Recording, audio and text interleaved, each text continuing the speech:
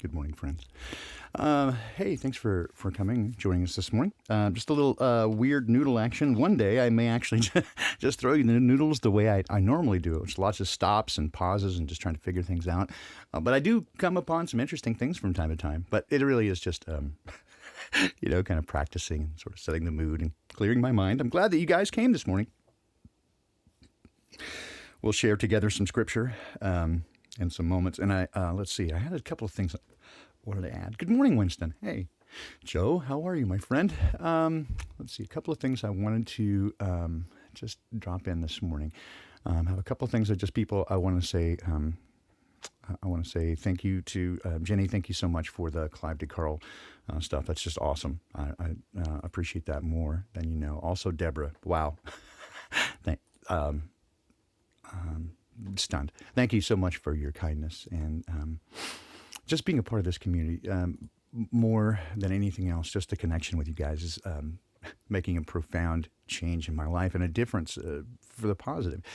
I think we can all echo that sentiment to some degree, certainly. That we have found our tribe here, right? Our community, and it has been of such immense value to me. As you probably are aware, if you've been here fairly regularly, I see that most of you who are in the chat, at least that I can see, have been, and so I've been not feeling well lately, and it's I think I'm just starting to turn the corner, and I'm so grateful and pleased for that. Oh, also, I'd be remiss if I didn't mention Brian. Thank you so much for your the gift of your time yesterday, and it was great to spend a little time with you and have a little grub in the middle of the apocalypse. It's just great to be able to sit down and have a chat. And again, I just can't thank you enough for your help. Winston, good morning. Great to see you. Hey, Brian Jackson, great. Hey, yes, we do need a tribe getaway retreat. I agree with that. Hey, Rob, it's great to see you, man. We'll chat. In fact, if you're standing by kind of afterwards, I'll just let me get a cup of coffee. So the next 10 or 15 minutes after the stream ends, just stand by if you would at Skype, and we'll have a little chat. I've been looking forward to that, and I apologize it's been delayed. So you should sing while you're noodling, Baldini. Joe, I have done that, and I used to do it all the time. Actually, that was my preferred method of worship. When I was had my little studio in the bottom of the house, in the basement, the house by the lake. But yeah, that was my preferred form of worship, which was just to sit down and play and just sing my heart out to Dad. Often, just opening up something from Scripture and just doing that. Psalms has been, it's found its way back again. I've been really digging into the Psalms lately and finding just some amazing stuff there, of course, and so prescient and so just spot on for the world that we live in today, and that should come as no surprise. I may drop in a couple of Psalms that I ran across this week, or just had particularly relevant themes in them. I'll share that with you this morning as well, and I probably will continue to do so as things kind of bump into me. Maybe I'm all over the place in Scripture. You got to understand, right? I read it constantly, continuing to meditate on it. But here's the truth, right? Is that the longer and the more that I dig in and spend with the Word and with Dad, the closer we become. It's just the way it is. And one of the things I mentioned, and I just want to again thank everybody for their wonderful, again, support and kind encouragement. The last few weeks just have not been feeling well at all. And I think I may, it may be premature, but I may have some breakthrough stuff coming. And some of it is physiological, some of it's environmental. And I think, but a portion of it, I think, is, again, the spiritual warfare that we're in. And the one thing that I kind of hesitate to say, because you don't want to invite it, but I gotta tell you, and this is true with me, and it's almost continually true. I just keep forgetting, right? And because we never want bad things to come into our lives. It's uncomfortable and it's not pleasant. But one thing that I do find, and this is certainly no exception, is that each time these trials come, and every time the burdens arrive, they are difficult. And immediately I turn to Dad and I say, help. I shared the story, I think it was yesterday, that early on in my experience I had asked that the burden be lifted. And he immediately came with the Spirit and said, don't ask that the burden be lifted. Ask that you have the strength to carry the burden. And then when the burden is lifted, then you have the strength to carry yours and to help others carry theirs. And that has stayed with me ever since. That when the burden arrives, don't ask for the strength, don't ask that it be lifted, but rather ask that you have the strength to bear it with grace. And so each time that occurs, I am reminded of that. But we're, again, Jesus recited the words of David when he quoted the Psalm, saying that like the refiner's fire, right? We're tested in the crucible. And it does seem to be true, right? That when the compression of oppression comes and squeezes you, it is uncomfortable. But it does tend to, again, if you approach it right, if you run to the Father, it squeezes out all the ugly things, leaving in its wake just the good parts, if you let him do that. And it is not a comfortable or easy process, but it is invaluable. And I'm so grateful to Dad for knowing my limits, right? Not to crush me completely, but to give me the courage to keep walking in the face of adversity. And it works. And I got to tell you, even though I'm just barely turning the corner physically, and I think the emotional part of that as well, because it's just so wearing on you when you're feeling unwell. It's just great joy and exaltation, right? I love Dad so much, and I'm so delighted. So without, enough about me. What about me? No. Let's get into some Proverbs this morning, shall we? So without spending all the time, hey, I'm going to tell you about me. Let's do it. This is Proverbs 24. I will do American Standard Version and probably the Message as well. Do not be envious against evil men, neither desire to be with them, for their heart studies oppression, and their lips talk of mischief. Through wisdom, a house is built, and by understanding it's established. And by knowledge the chambers are filled with all precious and pleasant riches. A wise man is strong. Yes, a man of knowledge increases his might. For by wise guidance you will make your war, and in the multitude of counselors there is safety. Wisdom is too high for a fool. He opens not his mouth in the gate. He that devises to do evil, men shall call him a mischief maker. The thought of foolishness is sin, and the scoffer is an abomination to men. If you faint in the day of adversity, your strength is small. Deliver those that are carried away unto death, and those that are ready to be slain, see that thou hold back. If you say, Behold, we knew not this, does not he that weigheth the hearts consider it? And he that keeps the soul, does he not know it? And shall not he render to every man according to his work? My son, eat honey, for it's good, and the droppings of the honeycomb, which are sweet to your taste. So will you know that wisdom will be unto your soul.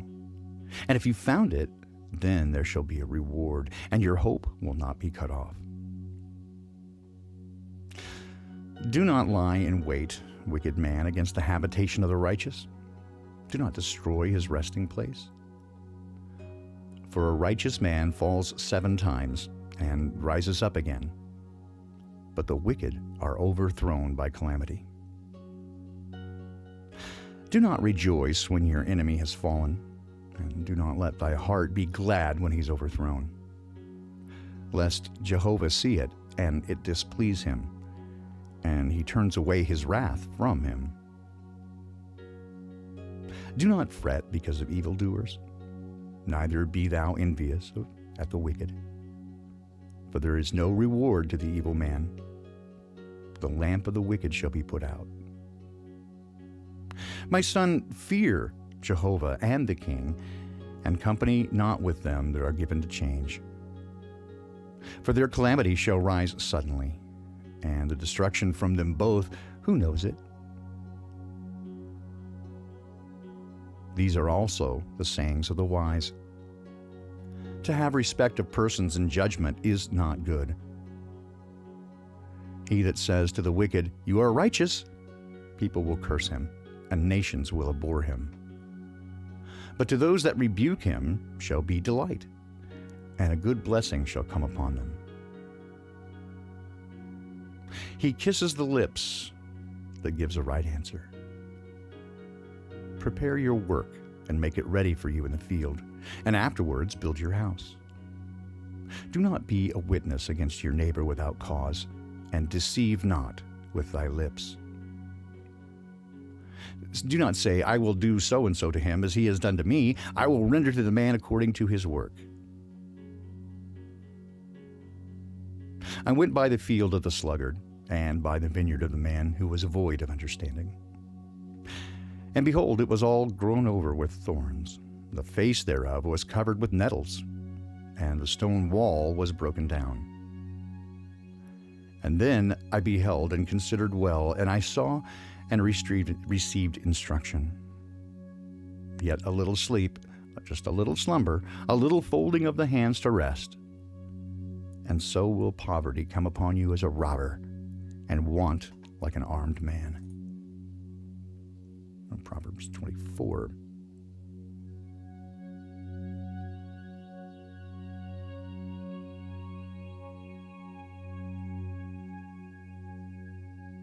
And I will do Proverbs 24 as well from the Message, a modern translation, more of a paraphrase, but it often does, especially in the Psalms, do a terrific job of carrying the intent. Don't envy bad people or even want to be around them. All they think about is causing a disturbance. They just talk about making trouble. It takes wisdom to build a house and understanding to set it on a firm foundation. It takes knowledge to furnish its rooms with fine furniture and beautiful draperies. It's better to be wise than strong. Intelligence outranks muscle any day. Strategic planning is the key to warfare. To win, you need good counsel. Hey, now, Chiquita, there's good counsel right there.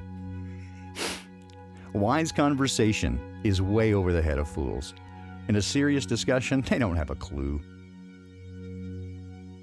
The person who's always cooking up some evil soon gets a reputation as a prince of rogues. Fools incubate sin, and cynics desecrate beauty. If you fall to peace in a crisis, then it wasn't much to you in the first place. Rescue the perishing. Don't hesitate to step in and help. If you say, "Hey, it's none of my business," will that get you off the hook? Someone is watching you closely, you know, and someone who's not impressed with those weak excuses. Eat honey, dear child, it's good for you, and delicacies that melt in your mouth. Likewise, knowledge and wisdom for your soul. Get that, and your future is secure, and your hope is on solid rock. Don't interfere with good people's lives. Don't try to get the best of them. No matter how many times you trip them up, God-loyal people don't stay down very long. Soon they're back on their feet, while the wicked end up flat on their faces. Don't laugh or take delight when your enemy falls. Don't crow over his collapse, because God could see it and become very unhappy, and then take pity on his plight and address his anger toward you. Don't bother your head with braggarts or wish you could succeed like the wicked. Those people have no future at all. They're headed down a dead-end street.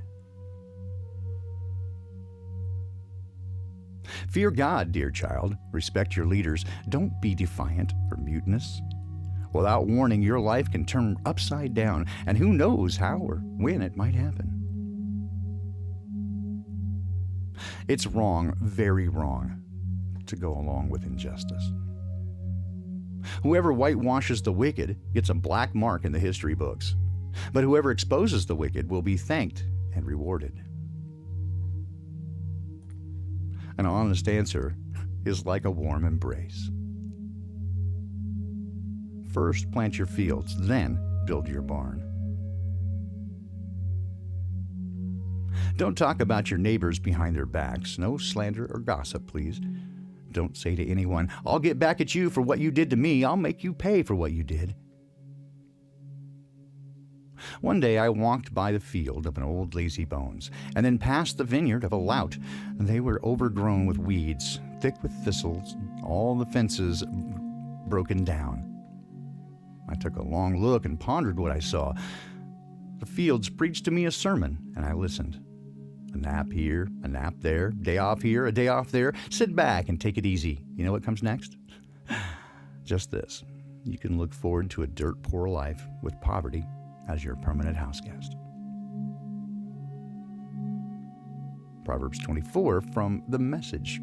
Welcome, David, and let's see, Bad Fish Bear, and Monk Monster Boy. Hey, welcome, and The Quick, and Billy Tano, and all the folks who have shown up. Welcome again. It's great to have you here. We go through some of the Proverbs and some of the amazing wisdom transcribed, well, a very long time ago. We don't know how long, but it is pretty amazing. I would, if you're okay with it, share with you some other stuff that I, again, kind of bumped into the last couple of days that made rather an impression on me.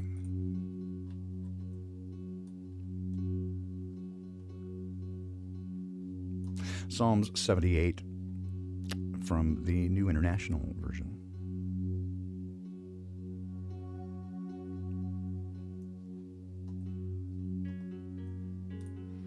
My people, hear my teaching. Listen to the words of my mouth. I will open my mouth with a parable. I will utter hidden things, things from old, things we have known and heard, things our ancestors have told us. We will not hide them from their descendants, and we will tell the next generation the praiseworthy deeds of the Lord and his power and the wonders he has done. He decreed statutes for Jacob and established the law in Israel, which he commanded our ancestors to teach their children, so that the next generation would know them, even children yet to be born. And in turn they would tell their children, and they would put their trust in God and not forget his deeds, but would keep his commandments. They would not be like their ancestors, a stubborn and rebellious generation, whose hearts were not loyal to God, and whose spirits were not faithful to him. The men of Ephraim, though armed with bows, they turned back on the day of battle. They did not keep God's covenant and refused to live by his law. They forgot what he'd done, the wonders he had shown them. He did miracles in their sight of their ancestors, in the land of Egypt, in the land of Zoan. He divided the sea and led them through. He made the water stand up like a wall. He guided them with the cloud by day and with light from the fire all night. He split rocks in the wilderness and gave them water as abundant as the seas. He brought out streams out of a rocky crag and made water flow down like rivers. But they continued to sin against him. They rebelling in the wilderness against the Most High. They willfully put God to the test by demanding the food they craved. They spoke against God and said, "Can God really spread a table in the wilderness? True, he struck the rock and water gushed out, streams flowed abundantly, but can he also give us bread? Can he supply meat for his people?" When the Lord heard them, he was furious. His fire broke out against Jacob and his wrath against the people of Israel. For they did not believe in God or trust in his deliverance, despite the clear evidence. Yet he gave a command to the skies above and opened the doors to the heavens. He rained down manna for the people to eat. He gave them the grain of heaven. Human beings ate the bread of angels. He sent them all the food they could eat. He let loose the east wind from the heavens, and by his power made the south wind blow. He rained meat down on them like dust, birds like sand on the seashore. He made them come down inside their camp, all around their tents. And they ate till they were gorged. He gave them what they craved, but before they turned from what they craved, even while the food was still in their mouths, God's anger rose against them, and he put to death the sturdiest among them, cutting down the young men of Israel. In spite of all this, they kept on sinning.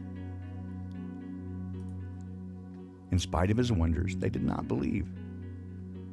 So he ended their days in futility and their years in terror.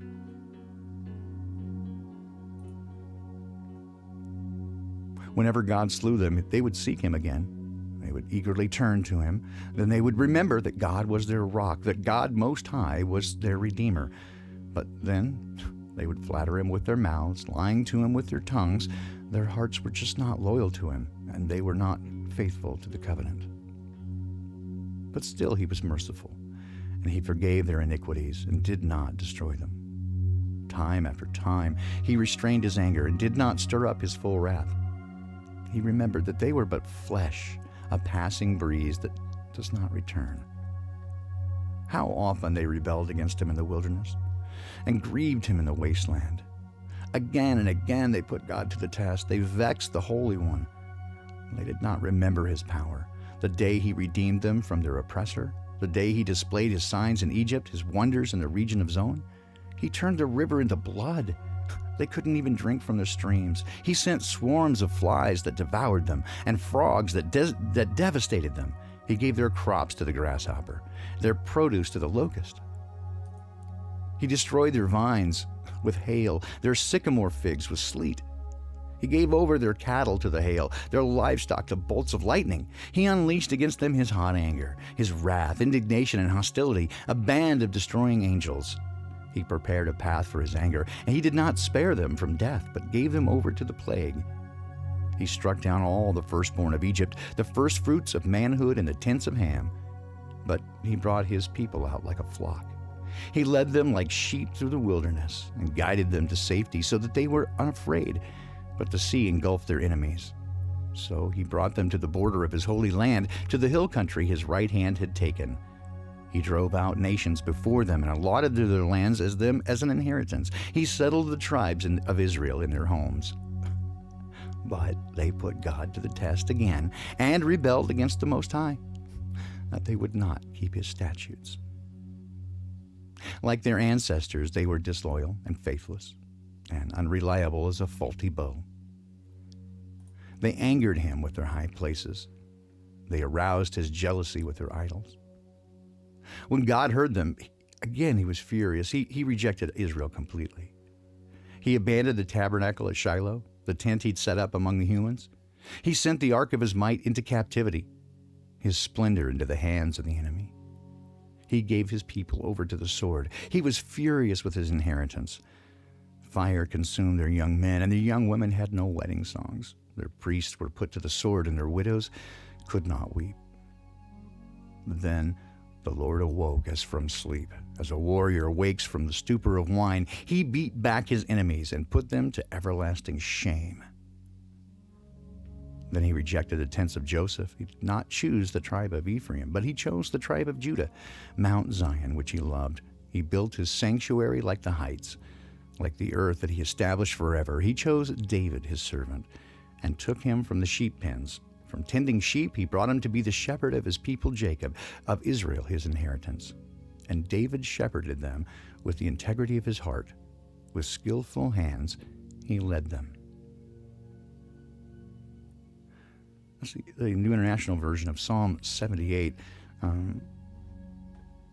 David recounting the story of the people of Israel and their exodus from Egypt and their provocation of God. And yet, this is so, there's just so much in here. This is like tells the story in some many ways of my life. How many times I cry out to Dad for help, and he answers. And then the next time bad things happen, I forget. right? It's like, oh, all these bad things happen. I forget that he saved me over and over again. He's never let me down.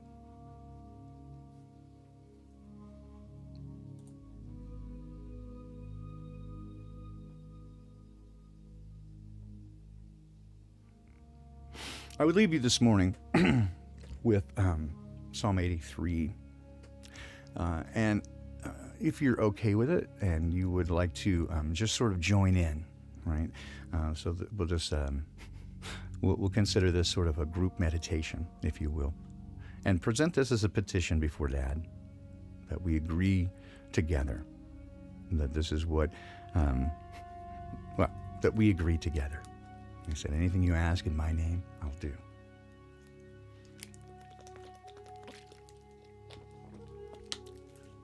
Thank you, Papa. Oh God, do not remain silent. Do not turn a deaf ear. Do not stand aloof, oh God.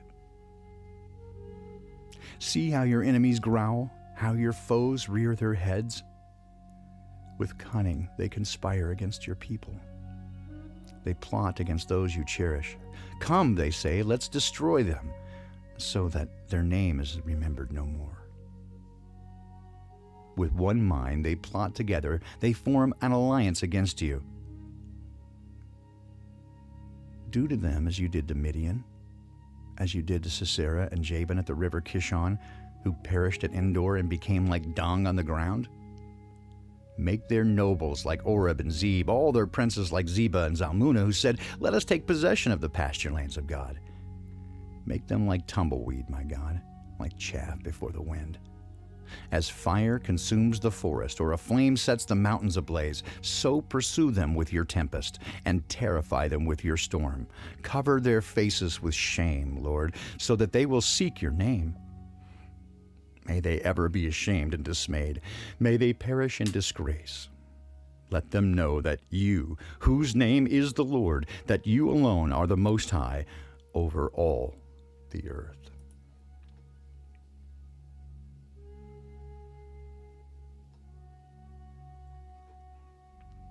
I think that's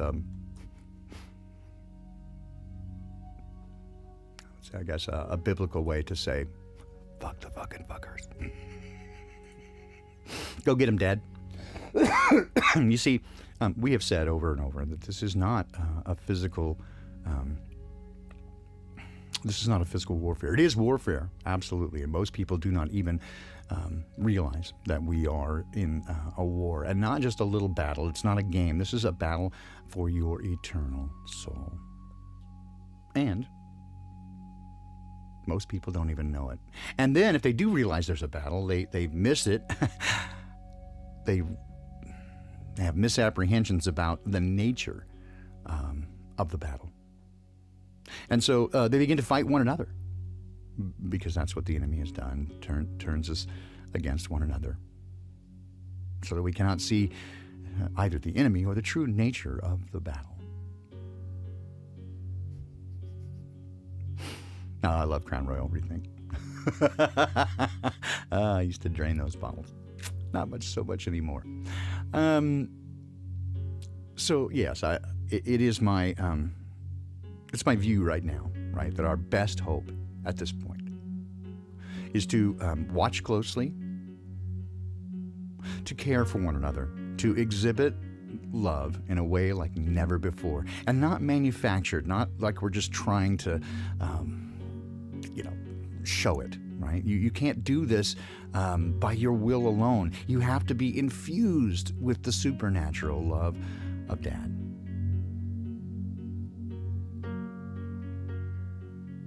But when that comes through you and you act as a conduit, you blow that out into the world like a supernatural hand grenade of love. The shock waves of your influence in the world has a physical effect that manifests itself. You can change the world around you. And the more people that do it, despite the fact that we're spread all over the place, you know what? When we do this in technology, we have, repeaters, we have rebroadcasters that take the signal and keep going. They may be far apart, but they can take even the littlest bit of signal, reamplify it, and get it to the next place.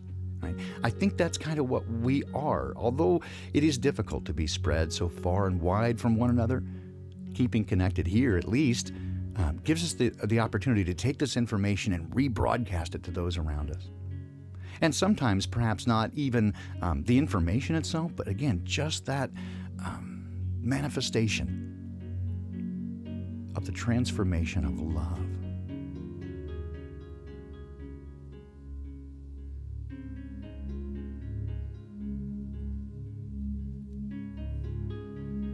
I see you. How did we get here? I asked yesterday if we had the chance to take it back and take the blue pill, would you?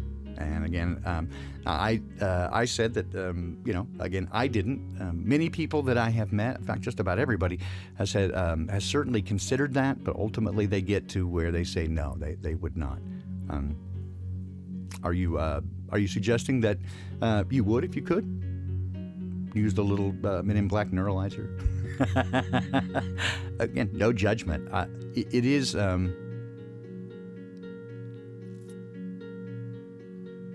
It is, it's not easy. I have never suggested to anyone that this path would be in any way easy, nor would it magically make everything better, right? It doesn't really work that way. But what it does do is make you, here's the short story. If you take the offer of a relationship with your Creator, who designed you in detail and made you unique. You're the only one who can ever be you. So be great at it. But the only way to be truly great at it, you see, the enemy has tried to steal it. He doesn't want that to come to fruition, to be the thing that Dad created. So, when you take the offer of getting into intimate relationship with your Creator, the love is so powerful that it changes your heart, right? And it changes you from the inside out. Just by being in proximity to and in relationship to Dad. I've said over and over that nearly all of my relationship with Dad is primarily focused on Him changing my heart and challenging me to release the things that I'd built myself, to let Him replace it with the things that He'd originally intended, and it is not easy.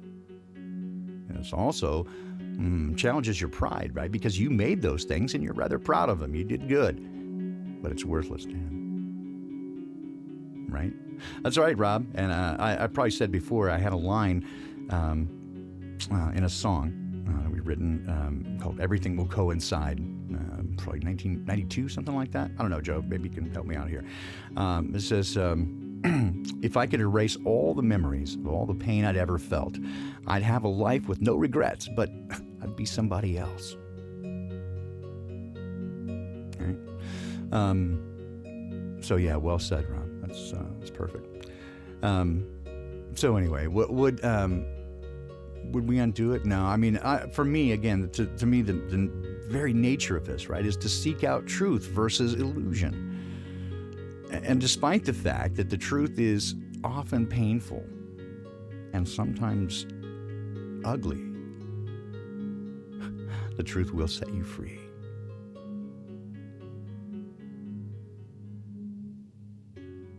Guys, I'm so grateful and so thankful for each of you who come by regularly, that we can spend this time together.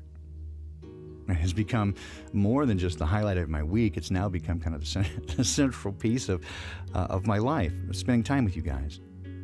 And I'm just so grateful. I just really can't, I think, properly elucidate and express fully how grateful I am for each one of you and the time that we get to spend together, and the friendships and relationships that I'm developing here, some of the best in my life, and certainly the most meaningful. I mean, it seems that we are right in the middle of perhaps some of the most significant seasons in the history of mankind. Wow. Good for you. I mean, what a gift, right? To be able to get to see it right at the climax of history.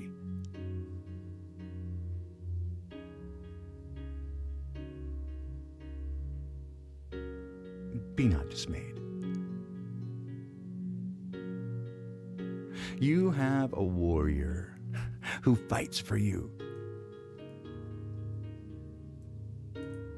And that warrior is the one who created everything. He has all the power. There's nothing the enemy can do. Nothing. But what you can do is bring yourself into alignment with the Creator so that you're within the shadow of His wings. You don't have to fight Him on your own because you can't. Right? That's the promise. That's the promise. Right? We're playing in the band on the deck of the ship, right? Playing as the ship sinks. So, if you would, right? Volunteerism. If you would, and you want to join in this battle, I would just say, get to know Dad. I adjure you. I'm not trying to convince or convert anybody, but I know that my experience and the experience of all those that I know who have taken the invitation to get to know your Creator, it is, to say profoundly life-altering would be so much an understatement. Thank you, Robert Page. I'm grateful for you as well. Thank you for coming. I couldn't or wouldn't do it without you. And we are all in this together. And I hate to borrow their terms. I'm not going to say new normal, but we have one another. And so, again, the last couple of weeks, this has been kind of the message that I feel to give, right, is to say the time for evangelism is kind of over, right? Trying to convince people or convert them to seeing the nature of the reality around them is not what we've been told. Right now, I think that we need to care for and support one another. Because we're going to need it, and we're going to need to be prepared. I think there will be another wave of new people once things really become apparent, once the veil comes down in earnest and people really see it. I think there will be a moment where we are presented as the ultimate enemy of mankind, that we're preventing the natural evolution of mankind into its next phase of development, right? I think that's probably how it'll be presented. Certainly when they bring out the alien deception and they want to move us along. I mentioned yesterday, just kind of revisiting the making of the classic sci-fi film, The Day the Earth Stood Still. If you have a moment, you might just take a look at that. There's 5 or 6 parts in a series. They're just like 10 or 15-minute videos that fall part of a larger whole of the making of that. And some of it's very poignant, right? And how it is very clearly, and they, I think it's episode 5, part 5, right at the very beginning, they very clearly say that it is a propaganda film, right? It is a piece specifically designed it's a pro New World Order piece. One world government, that's what it is. That's its entire purpose. They openly admit that the whole movie is to get you down to the speech, right? That Klaatu makes at the end. So they've been doing it for an awfully long time. So, public relations, right? Propaganda, public relations, mind control, but yes. In any case,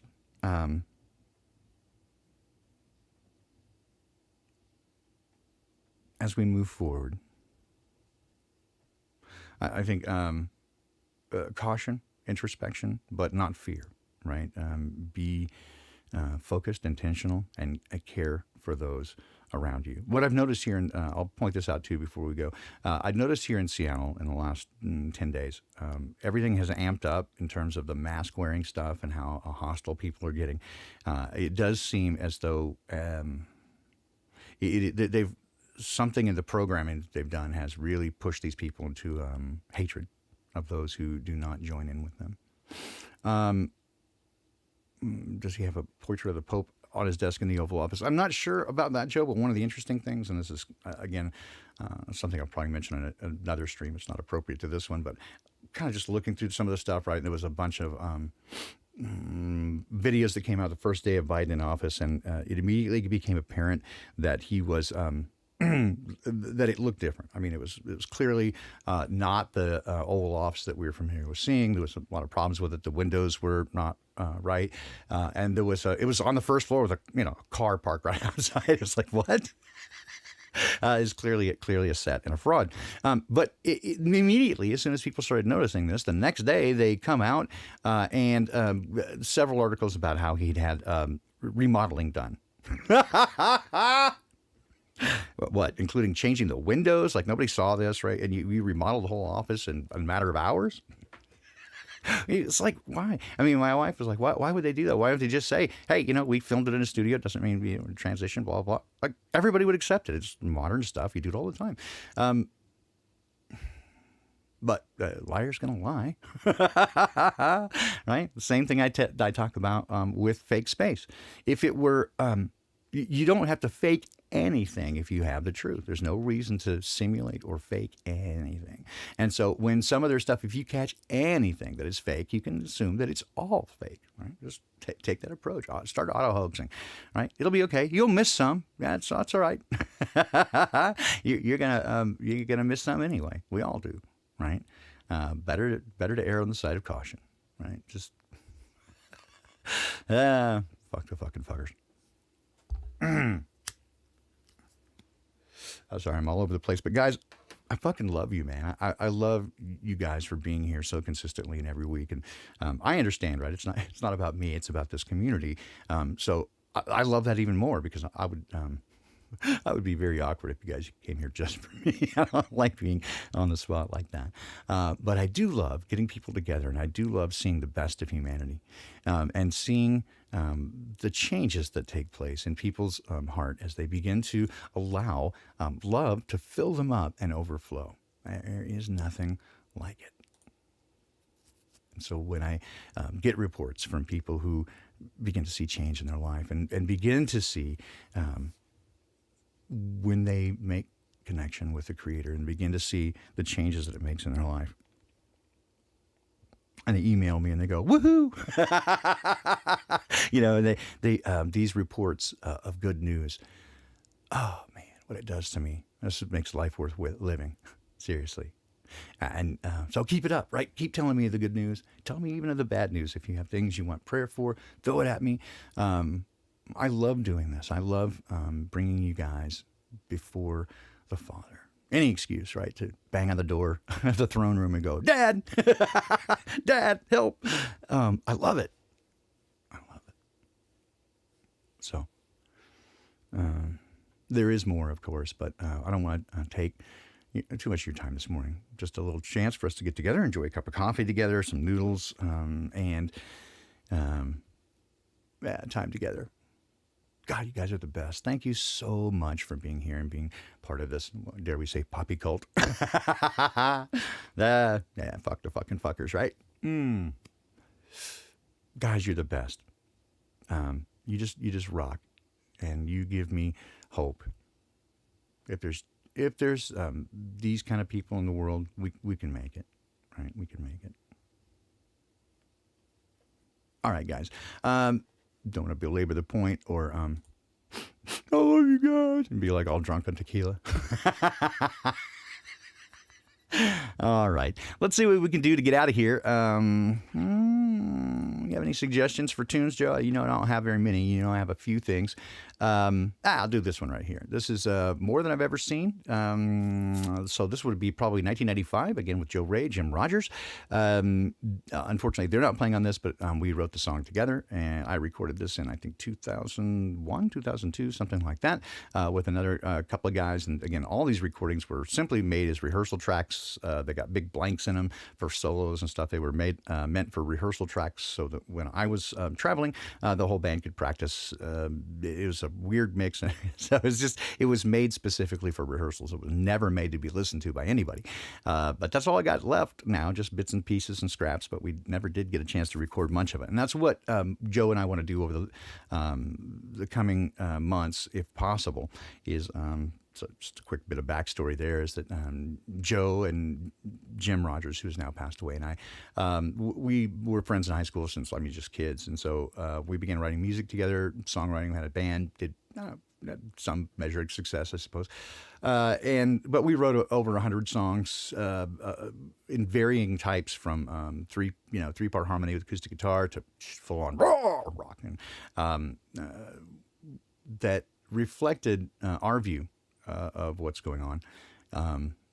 And some of it even seems prescient beyond our ability to see. There's some stuff that we look back on, and it is almost prophetic in the way that it describes our lives to come. Anyway, we got stuck. We were trying to record some full CDs, and then some stuff happened, and so it just never really fully came to fruition. A few things got recorded. It got held up. Master tape issues. Anyway, there's a lot of stuff that happened. It doesn't really matter. But ultimately, we never really did get to bring those things to fruition. And sadly, in, what was it? Joe, was it 1996? We lost Jim to depression, and pretty much shut everything down. And neither of us had the heart to continue musically for many years. But now we'd like to go back in and revisit it, and certainly as I begin to lose more and more friends and family members more regularly as we get older, and I begin to struggle with health issues and realize that, we are not immortal, and we begin to see the world around us. It's just something that we would love to put down for posterity, right? To transcribe this stuff to... some of them were pretty good, but just to get it down so that we can share with others, and to put it down for... He's also a great drummer, Joe, and more than that, Jim was my closest friend and an amazing person, and the world is a shittier place without him. I miss him. Anyway, all that to say this, that's the content of the music that I play at the end. It's just these are some varying recordings. They were, again, never meant to be. They were never polished or studio recorded. They're just kind of done as rehearsal tracks or demo reels. So they're not in great shape, but it's enough to, I guess, carry the idea of the songs, and that we want to share that stuff with the world when we can. So that's what we're looking for. So stay tuned for that, hopefully. Let's see what else. At the request of my wife, I'm going to try to get the Patreon thing launched by the end of this month. So I have just a few days remaining for those who asked about that. So anyway, yeah, 97. Okay, I knew it was August. I thought it was 96. 97. All right. Yeah, anyway. We miss you, Jim. Okay, I'm going to drop this tune on you. I'll be back at 5 p.m. For Sort of Scriptural. The in-between weeks of Sola Scriptura. Anyway. So I got kind of lost in my thoughts and missing my buddy. But you guys are great too. Ultimately, you can't get here without going through that. So you got to go through the valley to get to the top of the mountain. Yeah? All right. So, hey, anyway, love you guys. Thanks for being here. Thanks for being a part of my world. And so glad to have you in it. I'll see you back at 5 p.m. Pacific time, 8 p.m. Eastern, for Sort of Scriptural. And we'll just kind of take a look at stuff in Scripture and relate it to the world around us. Hope to see you there. You guys are awesome. Take care.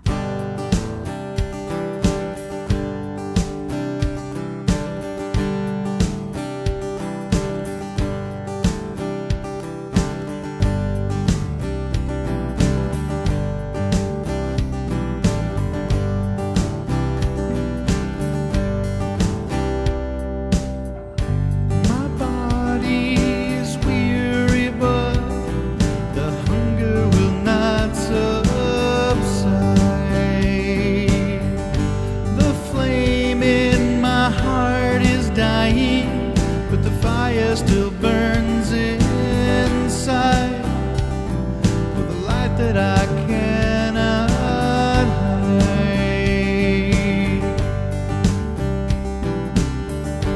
I walk on the edge of time, ride the winds of destiny.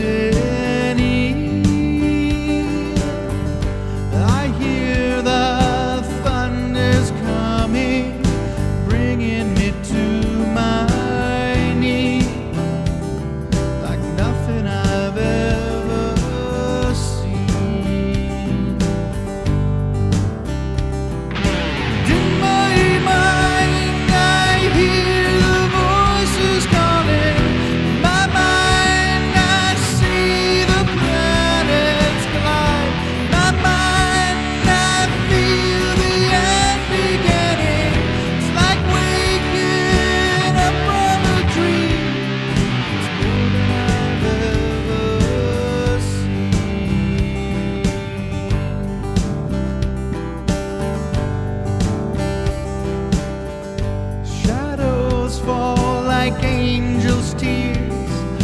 darkness on every